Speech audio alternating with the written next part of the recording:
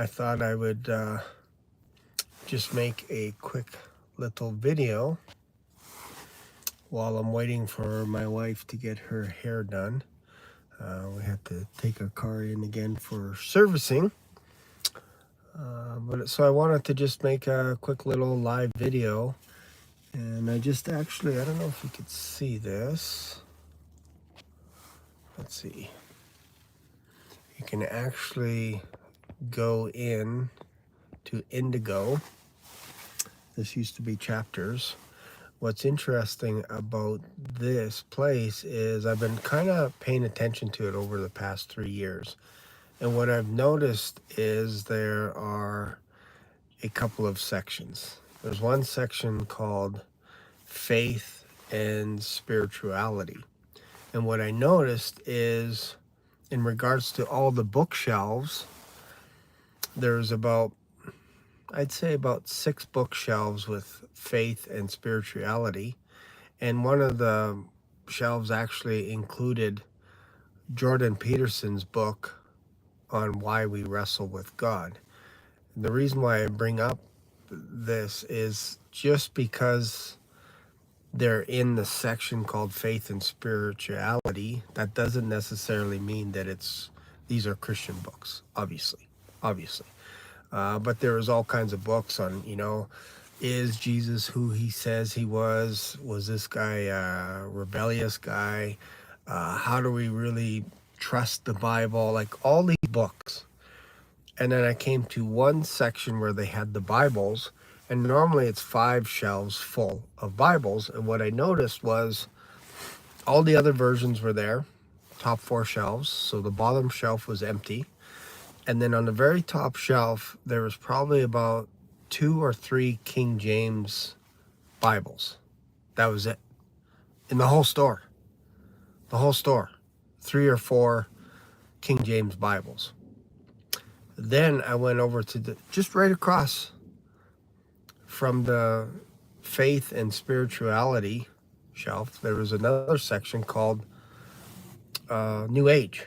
And that was about 6 or 7 shelves, or 6 or 7 bookshelves, and then 5 panels deep, stuffed deep, full of tarot card reading, how to study magical arts. There was a book on witchcraft, dead center. And I'm like, we're actually wondering where God is in North America. Well, if you look at our stores, you can tell what the interest is of people. They don't want the Bible. They want people to tell them what the Bible says. Because again, 97% was all spiritual and faith-based books. You got the Quran, you got the Book of Mormon, you got all the Baha'i faith, you got all this stuff lumped into one category, and then you have one little tiny section of the King James Bible. That tells you where the heart of, especially in Canada, where our heart is. Because Amazon doesn't put books on the bookshelf unless Amazon knows, or I should say Indigo, unless they know it's going to sell. If it's not going to sell, they don't want it on the shelf. 3 years ago, there were 3 bookshelves full of Bibles, and there was at least 2 shelves with the King James Bible. This is back in 2022. 2025, I find 4 books, the King James Bible. Where do you think, just looking at that, where do you think this is trending? I would suggest to you that you will not find Bibles in Indigo or chapters in the next 4 years, which kind of lines up a little bit with some prophecies in the Old Testament that talks about there is going to be a famine in the land in the latter days. What is this famine? It's not food. It's spirituality. It's a hunger for God's word. there's going to be a famine where people are going to look at the Bible and go, I don't even know what this says. I don't even understand it. This is just gibberish. And they'll put it down. They'll pick up Harry Potter or Lord of the Rings or Dune or some other book, or they'll pick up a book by Jordan Peterson, Why We Wrestle with God, and go, yeah, that guy is highly intellectual, and I think we need to reason through stuff just like he did. But we're not a believer, but we need to be like him. And then you wonder why nations are on fire. Like, I'm worried about California right now. I'm severely worried about California. Before January 1st, I made a video of 25 predictions according to The Simpsons, that cartoon. And I said, I had some people on the panelists, and we kind of did a wrap up, so it's near the end of the video. And I said, what do you guys think is going to happen, let's say January 1st, or moving forward into the new year? And one of the things that I said is, I'm worried about a massive, massive earthquake happening in California. So instead, I didn't see this coming. They had fires, like horrendous fires, and you can argue if some of them were started or not, but you cannot argue the fact that these winds are 100 miles an hour winds, and they're catching everybody off guard. What do I mean by catching them off guard? Don't they know that there's storms and fires and all this? Yes, but they were overwhelmed because they didn't have enough resources, because there's a drought going on as well.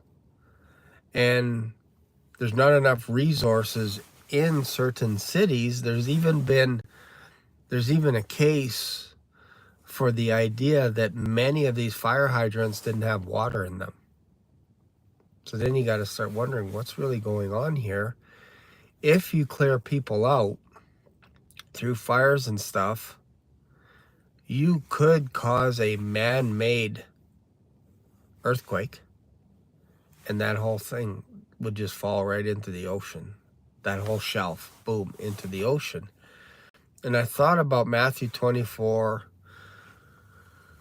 Luke 16, Mark 11, where Jesus talks about the latter days. He talks about what's going to happen. Wars, rumors of wars, pestilence in diverse places, earthquakes in diverse places. Like, what does that mean?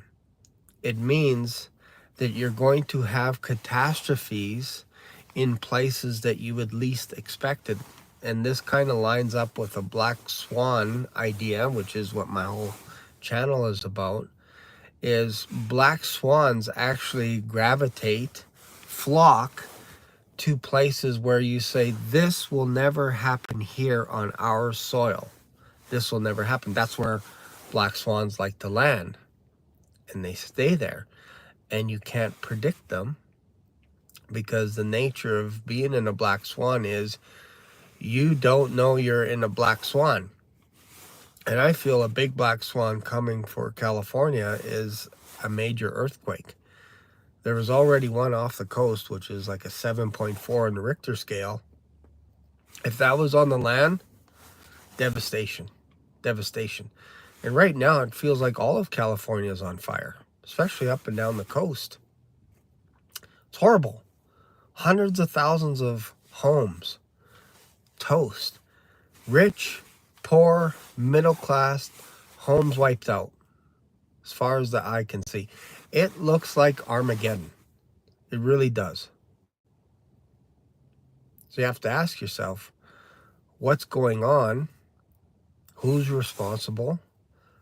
Obviously, I'm not trying to say that all the fires were man-made, but you can see some fires that are starting. And again, I blame it on the wind, like the majority of it on the wind. Like when you see that wind, like the flames are going sideways, and embers have been carried miles, not meters, miles. Which means if a tree falls and it's on fire and you get embers that drift up into the air, those embers will drift a mile. And if they land somewhere where it's dry, you can't keep up with it. It's an impossibility.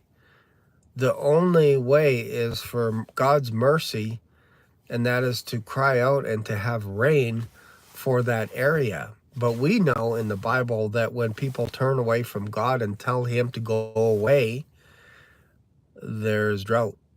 There is no rain because God promises rain. Just go back to the book of Samuel.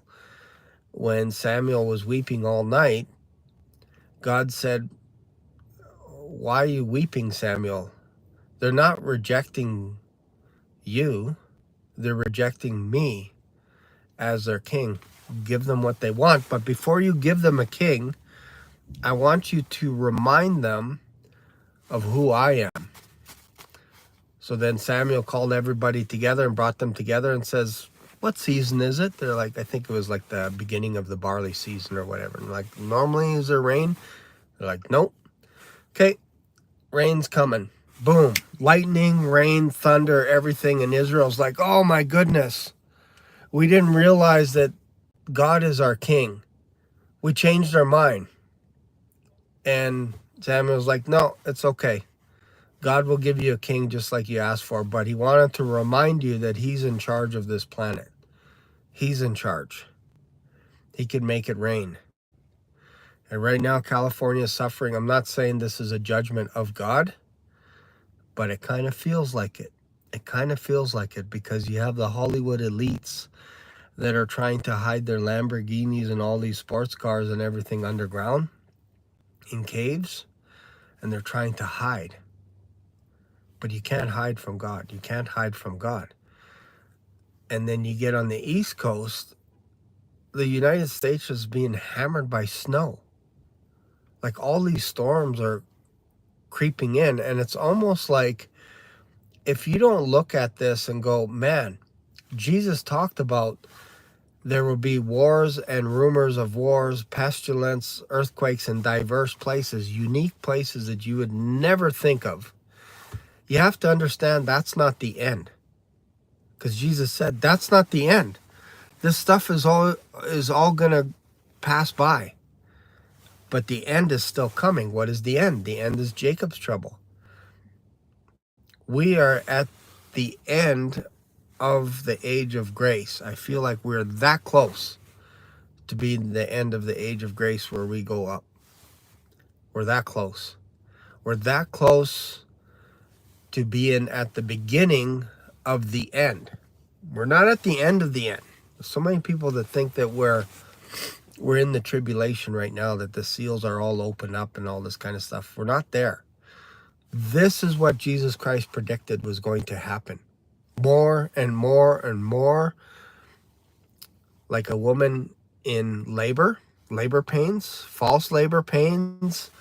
One day she feels really good. The next day she feels really horrible, throwing up, all kinds of stuff, asking for pickles, ice cream, different things. That's all labor pains. That's not, once the water breaks, there's no going back. There's no pushing the baby back in. We're not there yet. We're not at the point where the water has broken. We're not there because we know once the water breaks, the baby's coming. The baby's coming. We're not there. The labor pains happen not just on the day of a child being born.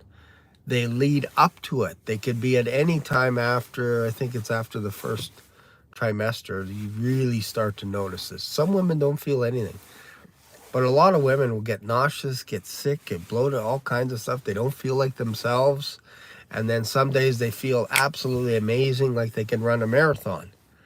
So this is what the end times will look like. Like we're right in that part where this is all building up. And then some days it's like, oh, we're wrong. This is not the tribulation. Everything seems calm.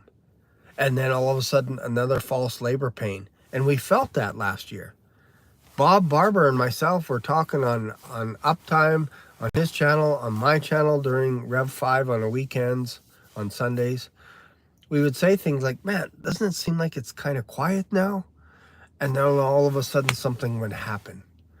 Explosion, Cybertruck explosion, Damascus falling, and then it goes quiet.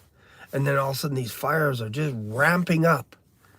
And then you got storms on the East Coast. Like there's all kinds of stuff going on, and then it all kind of dissipates.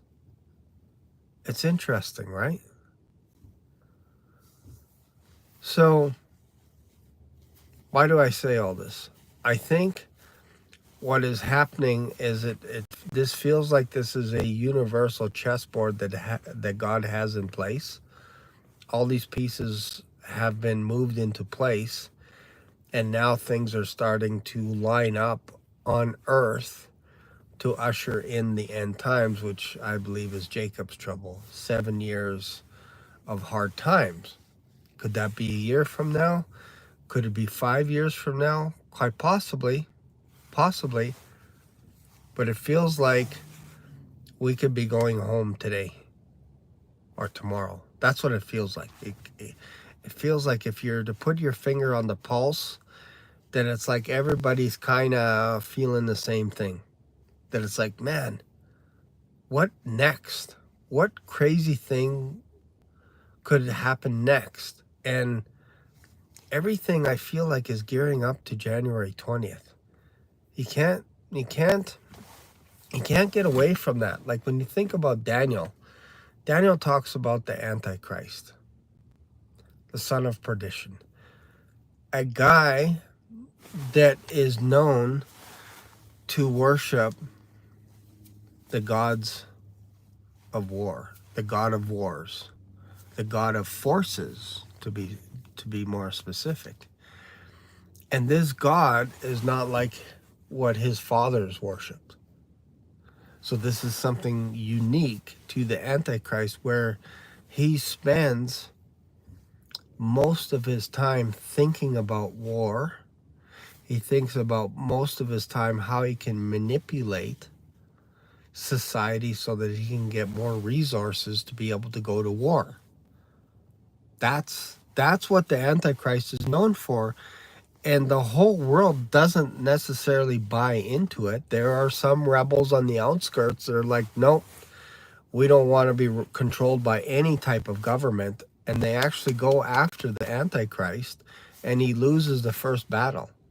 Goes home licking his wounds, and then comes back and crushes everything in sight, and then has his eyes set on Israel.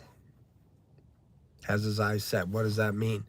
It means that he is quite comfortable with the idea of making Israel his home base, if you will. So you have to ask yourself, who is this person? Some people say it's a guy that's a Muslim. He's got to be from Turkey, or he's got to be from Iran or Iraq. He has to be 100%. Others say, no. He has to be 100% from Russia. Russia. That's all we've been taught ever since we were a kid. Russia. But then there are some people that say, well, Jews will say this, that the Messiah may not have a membership card that says that he's from the tribe of Judah. Again, this is what Jewish scholars believe today. They're saying that when the Messiah comes, that he's not going to have a card for you to go, oh, you're from the tribe of Judah, cool. They're not going to ask. What they're going to look for is they're going to look for somebody that helps them bring in peace, helps them perhaps build their temple, allows them to be able to worship God in their way and have peace in Jerusalem for once, in Israel for once. They will welcome someone like that. They've said it. They said our Messiah is different than the Christian Messiah because he got killed. There's nowhere in the Bible that talks about the Messiah getting killed. And there's nowhere in the Bible does it talk about the Messiah raising after 3 days,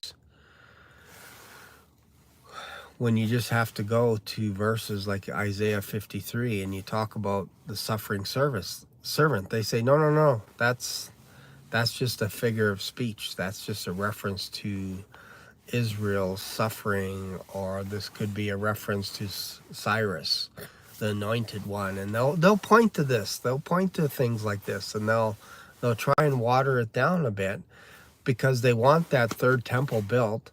They want peace in their land. And again, these are not necessarily wrong things to want peace in the world. Nobody wants war. But there are a certain amount of players on the planet, and I would argue our neighbors to the south of us, that are either ushering in the end times, or they're a part of the end times. Something is going on.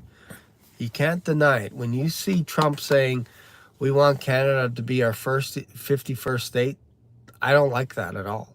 As a Canadian, I am a proud Canadian. That bothers me when he says that. And I've read all his books.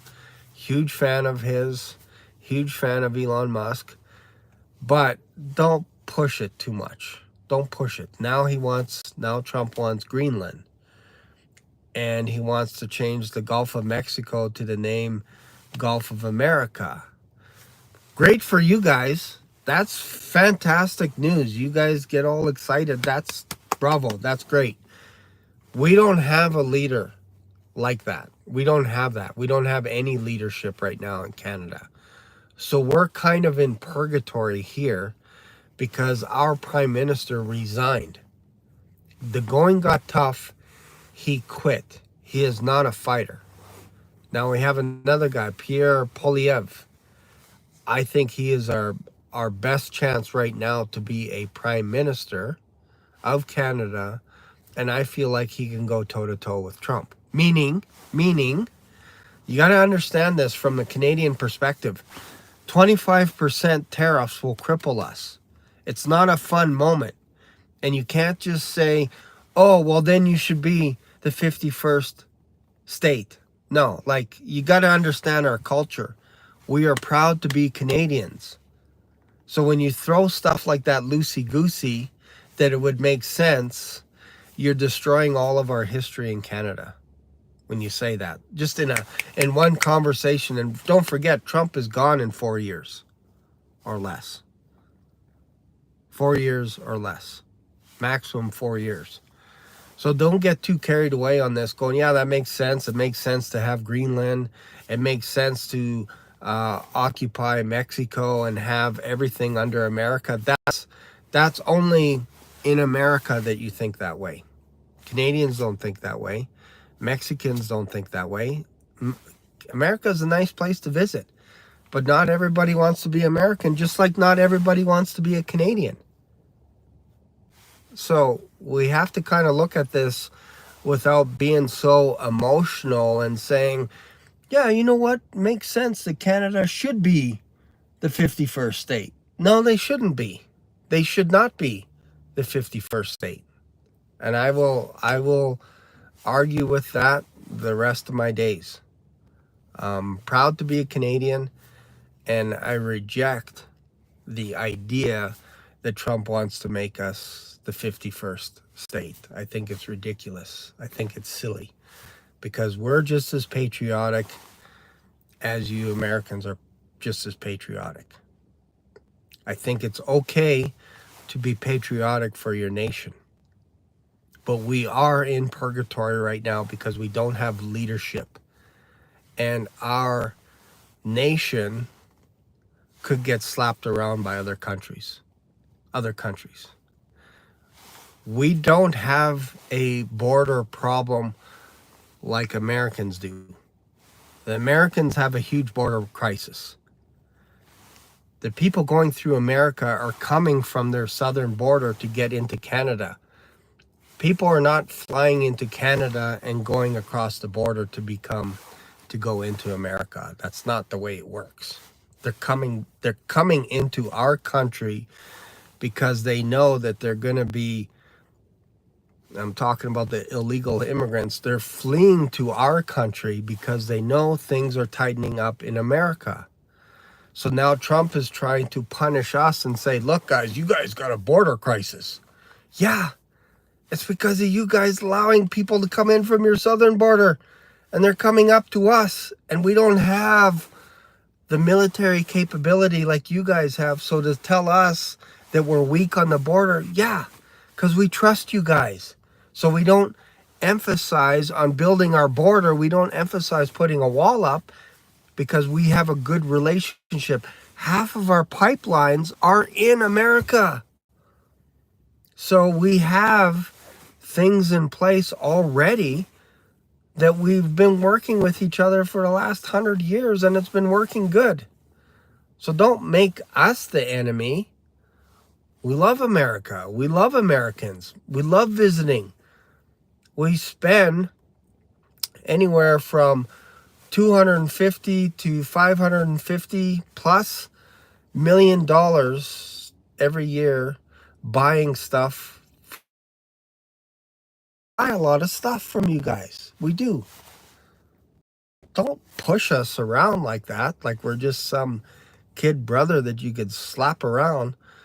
We're your friends, and there are other nations out there that don't like Americans. We know this. So we are your biggest ally.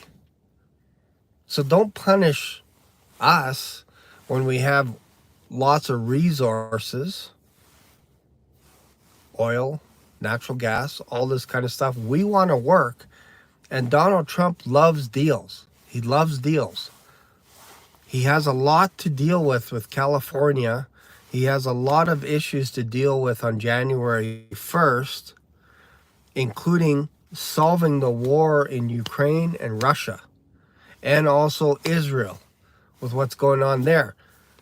Don't focus on Canada. Leave us out of this mix. We have our own stuff. We're going through a political upheaval right now. Focus on your country, get your country all right and stuff, and then let's come to the negotiating table. Let's work things out. Don't make us your enemy. He wants Canada to not let other people to use your country to come into the U.S. Okay, well, if you can't take care of your southern border, why are you asking us to take care of our southern border if you can't do that? Maybe take the splinter or the beam out of your own eye first before you take the splinter out of someone else's eye. Think about it. You guys got the most powerful army in the world, and you can't control your border. And yet you want us to control these people that are coming in from the U.S. They're not coming off of our planes. We have patrol officers that are at the airports that scan every piece of luggage that comes in, just like you guys do. Your airports aren't your problem. It's the people walking across the border. And I promise you, there are more people walking into Canada than Canada walking into the U.S. Why? As Canadians, we can just drive into the U.S. Not a big deal. Not a big deal. But you do have people crossing into Canada. There's videos of this stuff. They're pouring into Canada from the States. They're not pouring into the U.S. from the airport. We already have security in the airport. It's called when you get on the plane, before you come to Canada, you can't have anything crazy on your personal weapons, nothing. And they check your passport. And if there's a question, they'll flag you. They'll turn you around. Like, for some reason, I think Americans are thinking there's hundreds of thousands of people landing on the plane and then running across the border into the U.S. That's not how it happens. Because if it doesn't happen at your airport, it doesn't happen at ours. And I'm telling you, our airports are tightly secure. And it's not easy to get around in the wintertime in Canada, especially if you don't have a dog sled. It's not easy to get around. So it's a lot easier to come into the US from the south. It's not easy to come in to Canada from the coast. You have the Coast Guard, all kinds of stuff. You think they're going across the Atlantic in the wintertime? And then they're running across Newfoundland into the borders, like thousands of them? No, it's ridiculous. It's ridiculous. I get a little bit fired up, but it's because I'm a Canadian. It's because I'm a proud Canadian. And I'll always be a proud Canadian. I may not be proud of our politics, but don't push us. Don't push us around. We're, if you think about it, some of the best hockey players have come from Canada. And they're great. They're legends. They don't get pushed around. Some of the toughest guys in hockey are from Canada. Tough guys. Tough guys. And don't forget, you guys are like 0-1 when it comes against Canada. So we already burnt down your White House one time. We already did it. So what I'm saying is we're your strongest ally right now. So don't push us.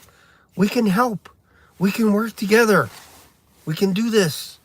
We don't have to be at each other.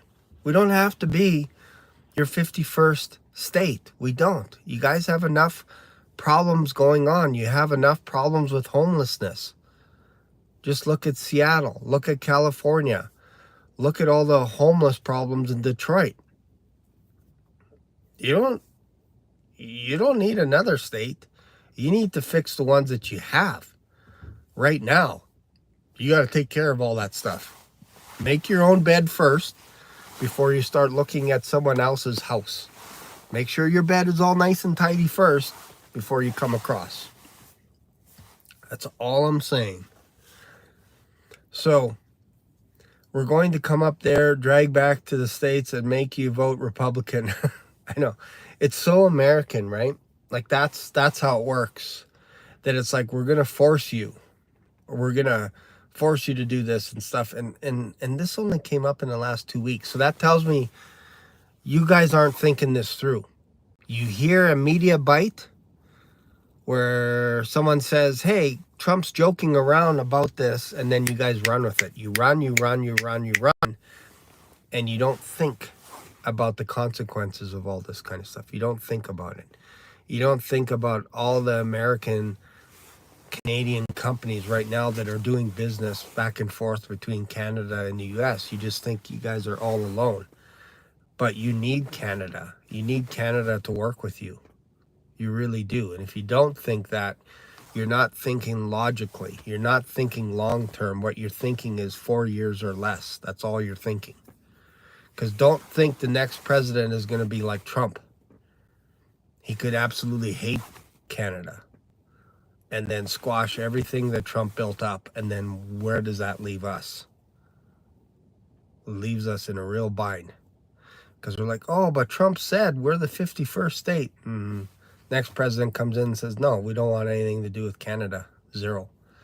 So now don't get carried away with that. I'm telling you, it's craziness. That'll never happen. Canada will never be the 51st state. Sorry, ain't gonna happen. Yes, if you don't understand that by now, that I am very patriotic with my own country. But I also love the American people. My audience is 70 to 80% Americans. My audience. So I love you guys a lot. I love you guys a lot. But I don't always like the politics, American politics, Canadian politics, when they say stuff that affects our country. I don't always like that. It would be just like our prime minister saying stupid things about India and causing a relationship breakdown with India. I don't like that. I think we can have an amazing relationship with India. But our prime minister single-handedly is causing problems for us with our relationship with India. I don't like that. I think that's horrible. We have a lot of East Indian people in our country that work very hard to be here, to get here. And with a couple of stupid words, Trudeau throws that stuff away and causes problems for us. So I don't want that to be Trump's legacy, to say something that causes a rift with Canada. We could be his best ally and have been. Like, we're right there with you guys all the time. You kidding me? If anybody attacks the U.S., we feel it. Better believe it. We didn't like 9/11. We hated it. We felt horrible. Where did you guys send your planes? Did you guys send your planes to China? Did you guys send your planes to Ukraine? Did you send your planes to Russia? No, you did not. You sent all of your planes to our airports in Canada. Why? Because you trusted us to take care of all of your planes, all of them, while you're experiencing 9/11. Don't forget about that. We helped you guys out. We could have said no. Not one plane is landing in Canada, buzz off. Deal with your own problems. But we didn't, because we felt it. A lot of our family members are living in America. My daughter and son-in-law live in America. You kidding me? Love you guys. But you don't realize that we're actually closer together than we are apart. That's all I'm saying. A lot of your influence rubs off on us when it comes to movies, TV shows, all this kind of stuff. Sports, basketball. I see so many guys wearing jerseys and all kinds of stuff. So we have a relationship that we built up for years. Your pipelines are in our country. Our pipelines are in your country. Can we not get along, or what? Let's see. I'm just reading some of the comments here. Canada. Canada. That's right. It's Canada, not Canada. Like that. I will apologize right now for the rudeness that's being spewed here. I think folks have forgotten what it feels like to feel like you're losing your country. I haven't forgotten. Yeah, exactly. Exactly. We could lose our country. Could lose our identity as a Canadian. We could lose it. That's how close we are. So we fought hard for it. Our soldiers fought hard. Fought like no one else. No one else. Our soldiers fought really hard. And they fell in another land to protect us so that we have freedom in our country.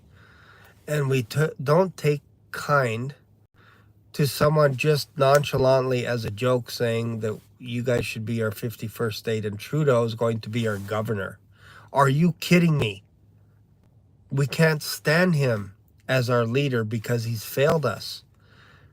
When he got elected, he was like, I promise you guys that we are going to increase our debt. And we voted him in. And he kept that promise. He kept it. So to say that we're going to be the 51st state and Trudeau's going to be our governor, that does not go over well. That is horrible. That's disgusting to us. That's an insult to us to make him our governor of all of Canada. It's horrible. It's almost like a cuss word to Canadians by saying something like that. So you have to be careful when you say things like that, to say that, oh yeah, Trudeau should be your governor. We want this guy out so fast, and he's dragging things out.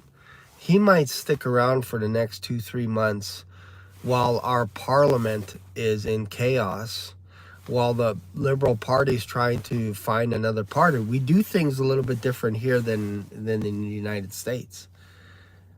We can't vote out the Prime Minister. The political party has to vote him out themselves. And Trudeau resigned because the going was getting tough for him.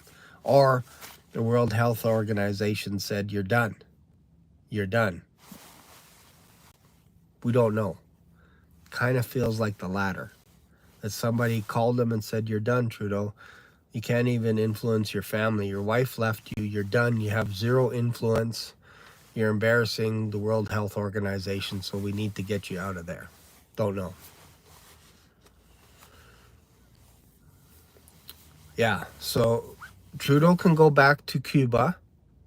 I will pay for his flight ticket to go back to Cuba, and he can go hang out with his family there, because we all know that his father is from that area. We know it. You just have to do a little DNA match. I would almost do a poll, and I would say, how many people actually think that Trudeau's father was Fidel Castro? I think there's a lot of Canadians that when you show the pictures side by side, you're like, oh my goodness, he looks nothing like Pierre Elliott Trudeau. Nothing. He looks like Fidel Castro. Like, if I was Trudeau, I would move to Hollywood and I would start auditioning for a movie talking about the life of Fidel Castro. He will get it. He will be typecast as Fidel Castro. Easily. So yeah, we're not huge fans of Trudeau, especially here in the West. So when you say things like 51st state and you tie it in with him being our leader again, no, it's not good. Maybe it wouldn't have been so bad if he just said 51st state and we'll put a good leader like Ted Cruz or something. And it's like, okay. Now you got something on the table. You got some skin in the game. But to throw across the table 51st state and Trudeau being our governor, that makes a guy want to cuss. Makes a guy want to cuss. And I don't cuss. But stuff like that just pushes me. So yeah, so I say wait. Yeah, you know Ted Cruz. Isn't he in Florida? Isn't he one of your senators? I like him. There's a couple of other guys that I like. Or is he a governor? I think he's a governor, I think. Right? Governor? Senator? You guys know. I like him, though. I think he's pretty good. My point is, don't throw somebody on the table, or don't throw the idea that we're going to be the 51st state and then slap us in the face with Trudeau. Don't do that. That's not negotiating. That's a slap in the face. It's like taking a fish and slapping one across the face. That's not negotiating. That's almost like handcuffing us and saying, you're going to have this guy for the rest of your life as your governor. Ha ha ha. It's like a joke. It's like, no, I don't like that stuff. I don't like it. Kamala Harris, wow, maybe that's an improvement. Because really, when you think about it, we've all been burdened with all we've been burdened with. Because of everything that has happened, that has been, will continue to be, or not to be. That is the question I ask of thee. And with that being said, I'm out of here. Thank you guys for watching. Love you guys. You know I love you. Have a good day, and I'll see you in another video. Don't forget to join us on Sunday, 3:30 p.m. Mountain Standard Time. Pete Garcia is going to be on my channel. This is a special edition from Black Swan Revelations. We're not doing the Rev 5 this weekend. It'll continue back to your normal programming next Sunday. But this Sunday, Pete Garcia is going to be on my channel along with Bob Barber, and you do not want to miss it. You do not want to miss it. And we also have Aaron from Got a Minute Tuesday night at 6 p.m. Mountain Standard Time. Just look at my channel, subscribe to it, and you'll be notified. So Aaron of Got a Minute is coming on Tuesday, and we're going to be talking about 40 reasons. I think it was 40 reasons about the rapture. I could be wrong. But it's going to be good. It's going to be a good discussion. It's going to be good. And then also, and I think he's also talking about why we're not in the tribulation, why we're not in Jacob's trouble yet. So join us on Tuesday night. Then after that, this is almost like a back-to-back with Black Swan. After that at 8:30, we get overtime. And then on Thursday night, we got a new series coming out. And I'm going to try and make it weekly, but it's called Rapture Watch. Meaning, we're going to be talking about the rapture, what to look out for, what's happening, are there any signs left, what could that look like after the rapture, all this kind of stuff. But it's going to be dedicated on Thursday nights to Rapture Watch. And we're going to try and have guests for that night talking about the rapture. And then, of course, on Saturday mornings, we do a Bible study.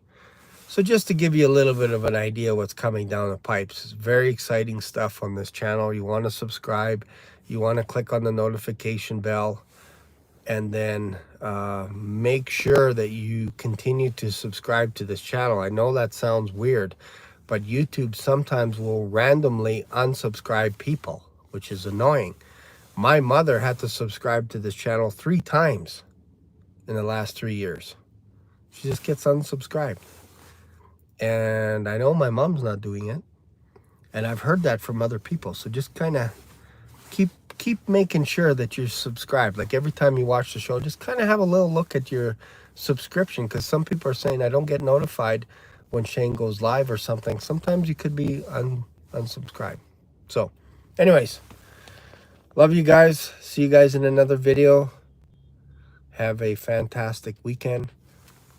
See you later. Bye for now.